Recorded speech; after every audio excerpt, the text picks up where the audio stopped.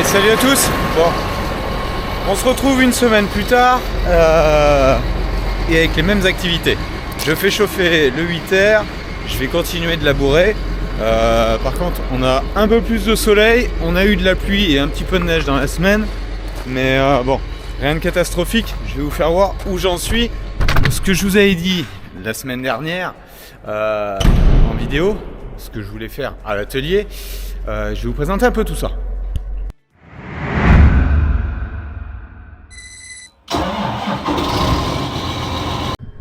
Donc, à l'atelier, le temps qui chauffe, qui réchauffe, parce que bon, j'ai refait le plein tout à l'heure. J'ai tourné ce matin, j'en ai fait quasiment 8 hectares ce matin.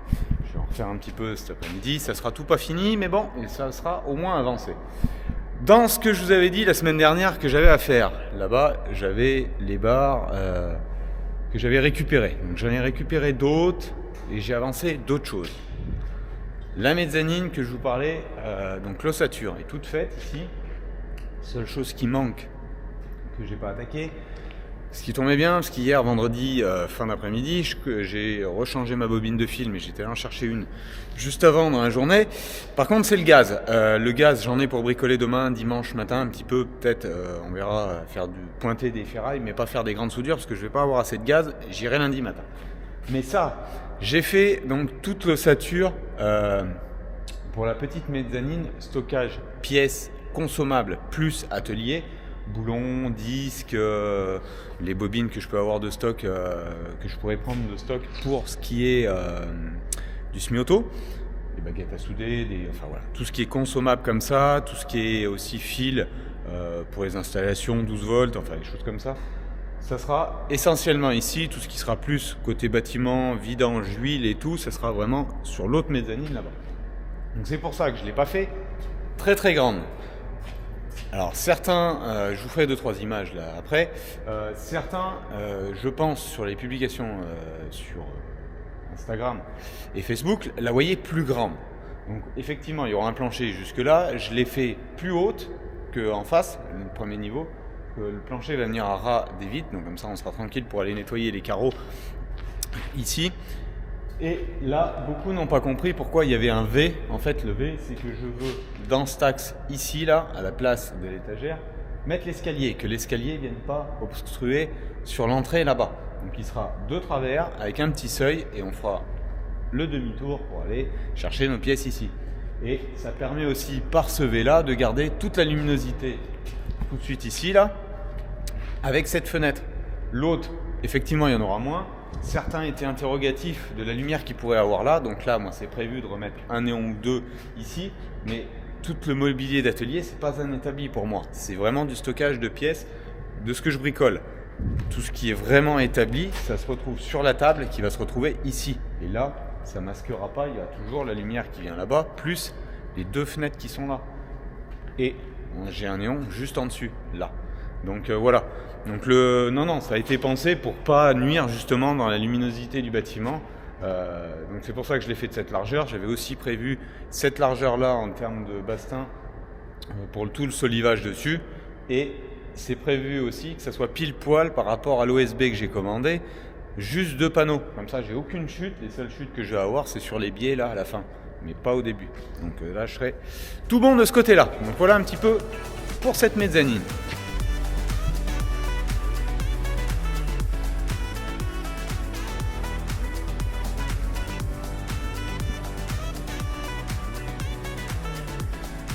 Juste en faisant quelques images là pour vous montrer tout ce qui est donc levé ici là, j'ai fait des coupes à 45 degrés. Alors pour certains qui me posaient un petit peu la question, donc oui, je fais tout pour l'instant parce que j'achèterai sûrement à terme une scie à ruban pour faire des découpes en angle un peu sur le principe de celle-là, mais celle-là c'est vraiment que pour faire des profilés, petite ferraille pour faire la servante type que je vous avais montré la semaine dernière pour le plasma, des choses comme ça. Rien de plus, j'ai les ferrailles justement qui sont arrivées, vous voyez à côté là il y a des barres de 6 mètres pour faire une table de travail mobile 2 mètres par 1, donc avec la même grille, la même tôle perforée qu'ici. Donc le but c'est de faire à peu près la même chose avec un petit étau tout simple. Mais sinon, tout le reste, toutes les découpes que vous voyez que j'ai fait à 45 degrés, elles sont toutes faites à la meuleuse 230. Donc quand je vous dis meuleuse 230, c'est cela. Ça c'est une 125, ça c'est la 230. Donc j'ai tout fait comme ça en faisant tourner mes barres, un coup dans un sens, un coup dans l'autre. Il faut bien mettre ses traits pour garder le bon biais et tout. Et après, une fois qu'on a fait une découpe, il suffit de faire suivre les autres. Vous voyez, je vous l'ai mis, certains n'avaient pas compris ce que c'était. Ça, c'est la chute. Le triangle, c'est la chute de départ de la coupe à 45. Donc voilà un petit peu ce premier chantier, ce qui a été fait. Quand je vous voyais en luminosité, là aujourd'hui, j'ai pas l'éclairage. Donc il y a un peu de soleil dehors, mais là, j'ai pas l'éclairage. C'est la lumière naturelle qui part dans le bâtiment. Donc si vous voulez être vraiment bien dans le fond du bâtiment, effectivement, on peut allumer les deux rideaux de LED arrière. Mais voilà.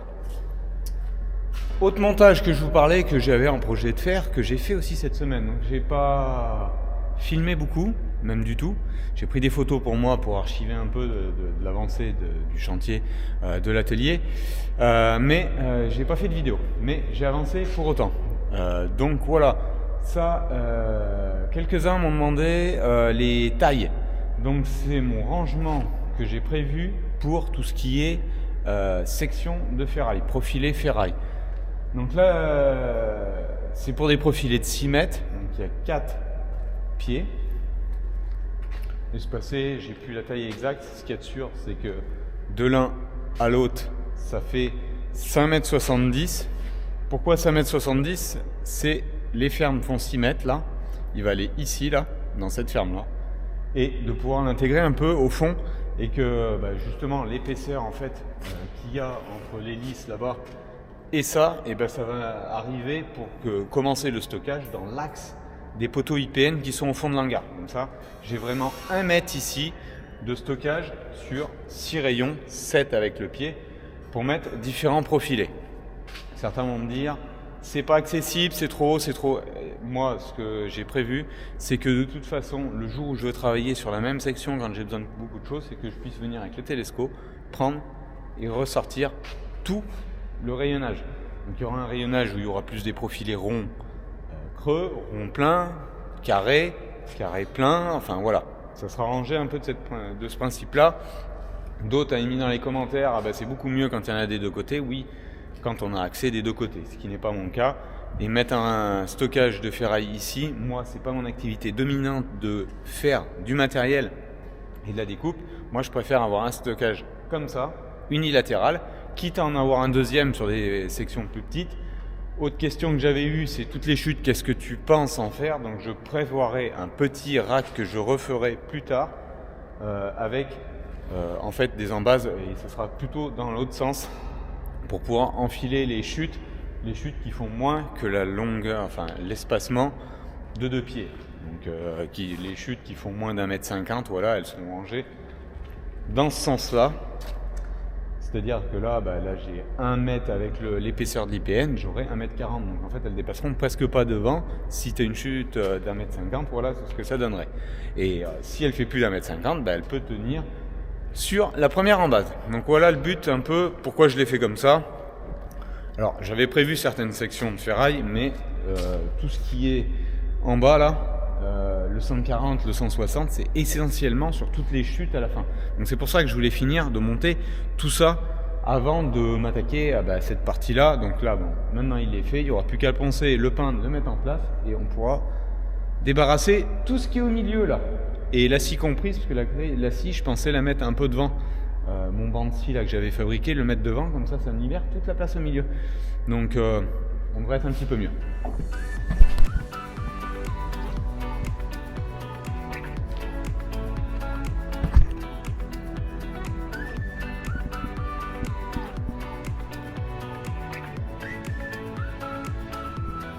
Donc voilà, première petite mezzanine là-bas pour les pièces d'atelier, le rangement à ferraille. Et donc j'ai eu aussi, ce que je vous disais la semaine dernière, une réunion, plus tout ce qui est préparation compta à faire. Mais je m'en suis pas arrêté là non plus. La dernière vague, elle est là. C'est le rajout d'un palier ici, là, sur la première des mezzanines. qui fait 1m10 à peu près de large. Le but, alors certains tout de suite vont penser quand on est là, voilà, tu ne pourras pas accéder ici au rack à palettes. Oui, ok, c'est prévu, parce qu'en fait je mettrai des palettes là sur des choses que je me sers les moins souvent possible, sachant que ici j'aurai quand même l'accès depuis la mezzanine, parce que ça sera ouvert. Mais voilà, donc en fait l'accès, je perds l'équivalent d'une palette, simplement. Mais si je décale mon rack à palettes, je ne peux plus mettre mon rangement à ferraille là. Donc c'est pour ça que je l'ai fait, j'ai laissé comme ça. Moi ça me va très bien. Le but c'est que vous aurez toujours une entrée là pour aller dans tout ce qui est stockage de pièces en bas là, où là je pense pouvoir stocker des roues plutôt. Des roues et aussi je pense un petit peu tout ce qui est les gros fûts d'huile.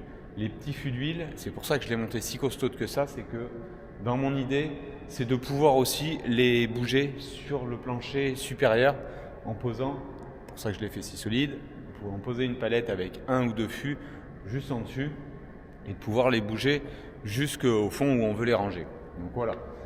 Ici, juste là, il y aura la porte d'entrée qui va vers le vestiaire, donc un évier, les water qui seront derrière et après une autre porte qui rentrera vers le bureau là-bas. Donc ça a avancé un petit peu et j'ai attaqué le premier escalier ici. Enfin, je l'ai plus qu'attaqué parce qu'il est en place. Toutes les ferrailles sont mises. Vous voyez, les ferrailles de support là et puis les premières marches ont été posées. Donc j'ai soudé, percé, taraudé, donc ça me reste à tout souder là, toutes les sections parce qu'elles sont vraiment que pointées. Mais c'est ce que je disais, je veux garder un peu de gaz si je travaille demain, un peu. Donc voilà.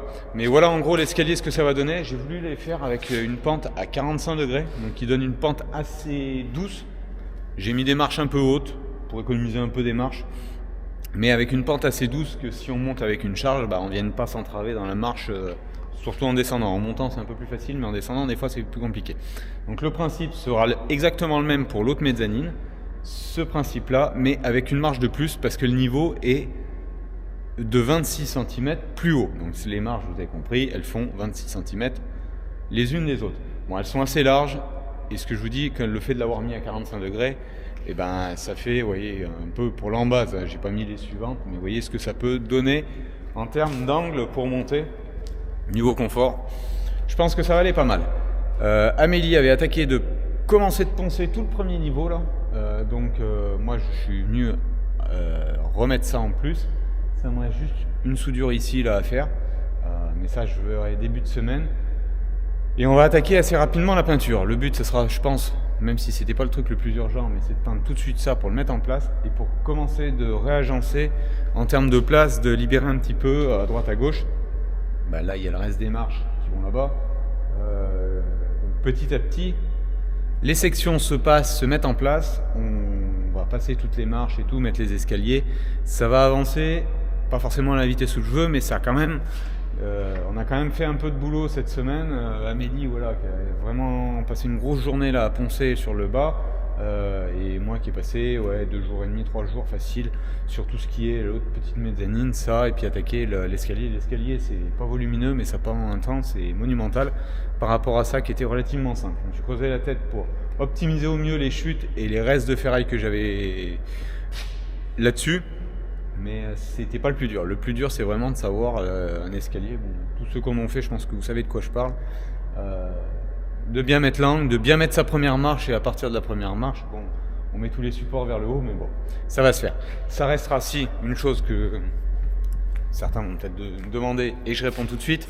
De ce côté-là, il y aura la paroi, le mur. De ce côté-là, sur toute la partie jusqu'à peine au bout pour pouvoir poser une palette, je vais faire, comme j'ai déjà fait plusieurs fois sur des passerelles, avec du tube rond plié à la cintreuse. Donc je les ferai toutes comme ça, les garde-corps sur la petite mezzanine là-bas et sur le bord ici, je les ferai sur ce principe-là. Donc vous voyez un peu à quoi ça ressemble si vous reprenez les vidéos où j'avais refait la Ben Kaiser, enfin ces choses-là, ça sera ce même principe et puis les cuves aussi. Voilà. Allez, on va aller au labour.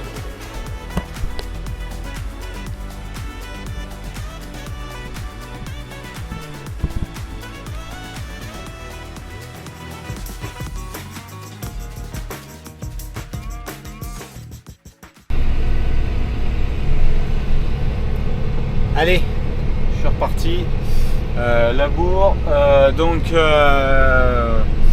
toujours, j'en ai fait une parcelle de 4 hectares ce matin là, qui était en direct. Le reste là où il y a un petit peu de couvert, et après ça me restera la partie chez Amélie aussi à faire. Il y aura une grosse vingtaine ensuite là à faire. Bon, ça va se faire petit à petit. Les blés, pas très visuel à la caméra, surtout comme ça. Là, on les voit un peu mieux devant, là, le soleil tape dessus, là, donc tout ce qui est blé dur. Ça pousse tranquillement.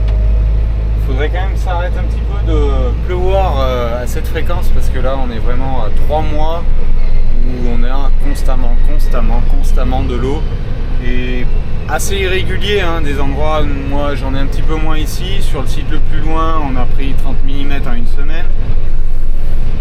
Il faudrait que ça arrête, il n'y en a plus besoin à cette époque d'en avoir autant, ça serait mieux que ça soit mieux réparti dans l'année, mais bon, faut y prendre comme ça vient, de toute façon on n'a pas bien le choix.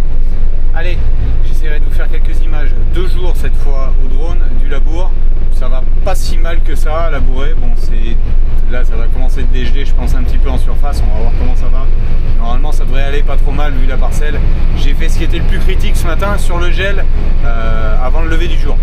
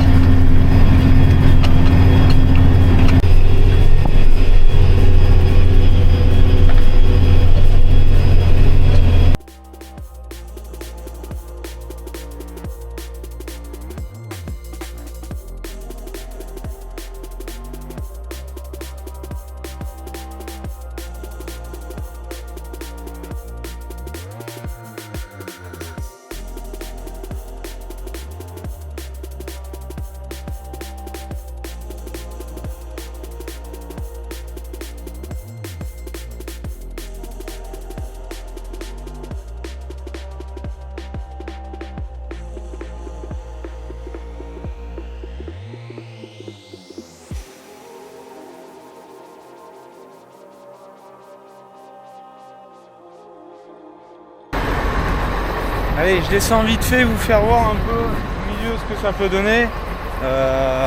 Donc voilà, on peut retrouver les quelques colzas qui avaient été semés, le triticale. Alors les pois dans cette parcelle, c'est pas le feu, on n'en voit pas vraiment très anodiquement. Très honnêtement, j'ai du mal à en voir, même du tracteur. Et là en cherchant, alors pourquoi ici ils n'ont pas réussi à prendre? Sur l'autre parcelle que j'ai labourée, celle que je vous avais fait voir la semaine dernière, quand j'avais fait le tour de plaine, on en voyait quelques-uns. Là franchement j'en vois aucun. Pourquoi? Je sais pas. Bon, vous voyez les bandes. Alors ce qu'il y a, c'est que je m'étais pas cassé la tête, j'avais semé à 36 mètres, mais il y a des bandes à certains moments. Vous voyez, il y en a une autre là derrière, où on voit que c'est limite. Mais ça je le sais. C'était aussi pour faire un peu le test avec le distributeur d'engrais sur le métail. À 36 mètres on est trop large, il faut se mettre à 30. À 30 on est bien, comme j'avais semé les blés l'année dernière. Ça passe plutôt pas mal. Mon labour, en gros 25 cm, vous voyez ce que ça donne. C'est plutôt pas mal. Bon là ça a dégelé, hein. C'est plutôt pas si grossier que ça, hein. Moi je m'attendais à pire que ça franchement. On a du gel encore d'annoncer là un peu les jours à venir. Donc ça va prendre le gel justement, ça va plutôt être bien. C'est bien enterré, moi c'est ce qui me faisait peut-être un peu peur, pas sur cette parcelle mais sur d'autres où il y avait vraiment beaucoup de résidus, celle que je vous ai filmée la nuit. C'est pas si mal enterré que ça. On verra ce que ça donne, ma foi. On va continuer, en termes de conso c'est comme la semaine dernière, hein. J'oscille entre 25 et 30 litres là, donc ça va plutôt pas trop mal. Allez, reprenons.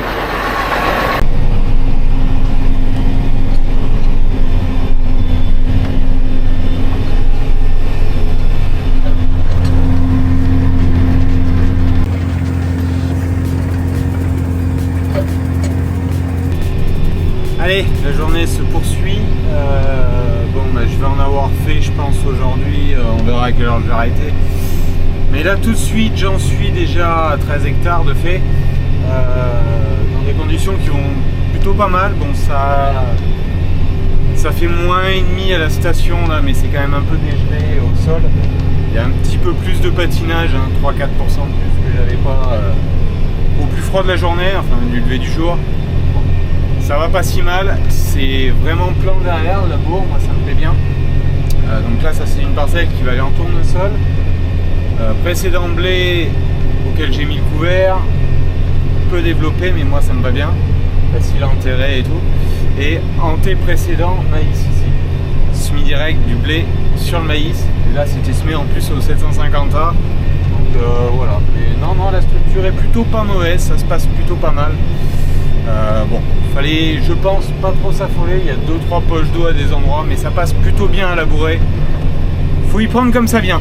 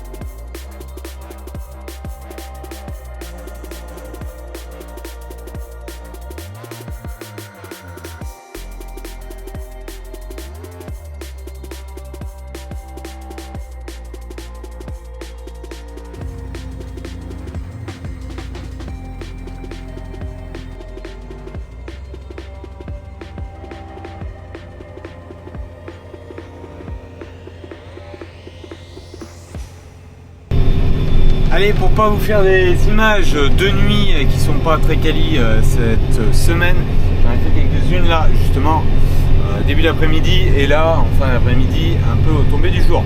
Voilà, on a eu un peu de soleil, ça fait frais dehors, mais ça va plutôt pas mal comme vous avez pu voir le labour que ça peut faire. C'est pas si vilain que ça, donc on verra la suite comment ça évoluera. Moi j'en termine pour cette vidéo. La semaine prochaine, à voir si je peux continuer ou terminer les labours, mais sachant que j'ai pas mal de réunions encore de prévues et de rendez-vous, le certificat à passer, enfin diverses choses, et vendredi, fin de semaine prochaine, rebelote, curage chez Cyril d'une des bandes de 3 poulets, enfin de 3 poulaillers. Donc bon, on verra tout ça, comment ça s'orchestre. Et si je peux avancer aussi sur le bâtiment, le deuxième escalier, la suite du premier, peut-être attaquer les garde-corps, du ponçage, de la peinture. On va voir avec Amélie comment on peut s'orienter un petit peu sur les travaux de tout ça. Voilà où on en est, ce qu'on a pu faire cette semaine. Ça a pas reculé, on a fait un petit peu de boulot, même si dans les champs ça reste encore une période un peu calme, entre les pluies, un peu de neige, et on attendait du gel pour pouvoir travailler de façon plus convenable. Voilà, allez, moi je vous dis bonne semaine à vous tous, et puis je vous dis à dimanche prochain. Ciao, bye bye.